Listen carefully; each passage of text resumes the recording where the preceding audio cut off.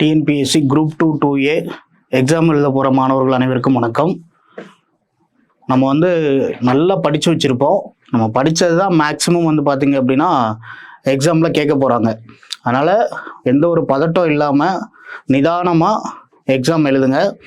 ஆக்சுவலாக நம்ம எக்ஸாம் சென்டருக்கு ஒரு 8:30க்குள்ளே ரீச் ஆகிற மாதிரி பிளான் வச்சுக்கோங்க.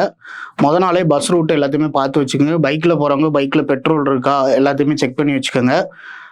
நம்ம போய் கரெக்டாக 8:30க்கு முன்னாடியே ரீச் ஆகிட்டோம் அப்படின்னா ஒரு பீஸ்ஃபுல் என்விரான்மெண்ட்டாக இருக்கும்.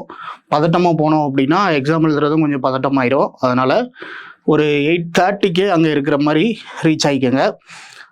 நல்லா காலையில் பார்த்தீங்க அப்படின்னா ஃப்ரெஷ்ஷாக குளிச்சுட்டு சாமி கும்பிட்ற பழக்கம் இருந்துச்சுன்னா சாமி கும்பிட்டுட்டு சாப்பாடு வீட்டிலேயே சாப்பிட்டு போயிருங்க. முடிஞ்ச அளவு வீட்டில் சாப்பிட்ருங்க. கடையில் தான் சாப்பிட்ற மாதிரி சுச்சுவேஷன் இருந்துச்சு அப்படின்னா உங்கள் ஏரியாவிலேயே உங்களுக்கு தெரிஞ்ச கடையில் சாப்பிட்டு போயிருங்க. புதுசாக நீங்கள் அங்கே போகிற இடத்துல போய் சாப்பிட்டுக்கிறலாம் அப்படின்ட்டு போக வேண்டாம். முடிஞ்ச அளவு உங்களுக்கு தெரிஞ்ச ஏரியாவில் இருக்க கடையிலேயும் நல்லா சாப்பிட்டு போயிருங்க.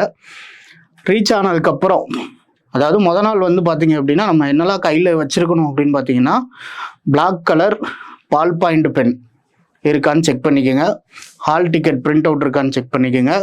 ஏதோ ஒரு ஐடி ப்ரூஃப் ஒன்று கையில் வச்சுக்கோங்க. சரிங்களா? அடுத்து அங்கே ரீச் ஆனதுக்கப்புறம் உள்ளே போனதுக்கப்புறம் ஓஎம்ஆரை ஷேட் பண்ணுறப்ப பொறுமையாக ஷேட் பண்ணுங்கள்.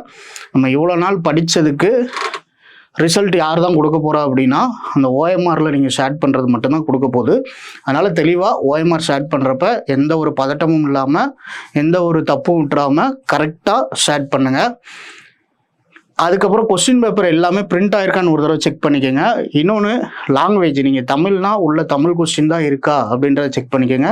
இங்கிலீஷ் லாங்குவேஜ் சூஸ் பண்ணியிருந்தீங்க அப்படின்னா உள்ள இங்கிலீஷ் லாங்குவேஜ் தான் இருக்கா அப்படின்றதையும் செக் பண்ணிவிட்டு கரெக்டாக வரிசையாக போட ஆரம்பிங்க. தெரிஞ்ச கொஸ்டின்ஸ் எல்லாத்தையுமே ஃபில் பண்ணுங்கள்.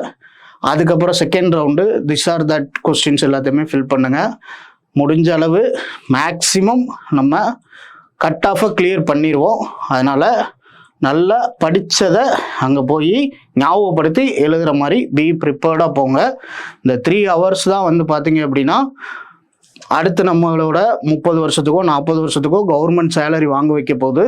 அதனால் எல்லாம் நல்லா படித்ததை ஞாபகப்படுத்தி டெஸ்ட்டு போடுற மாதிரி கரெக்டாக போடுங்க.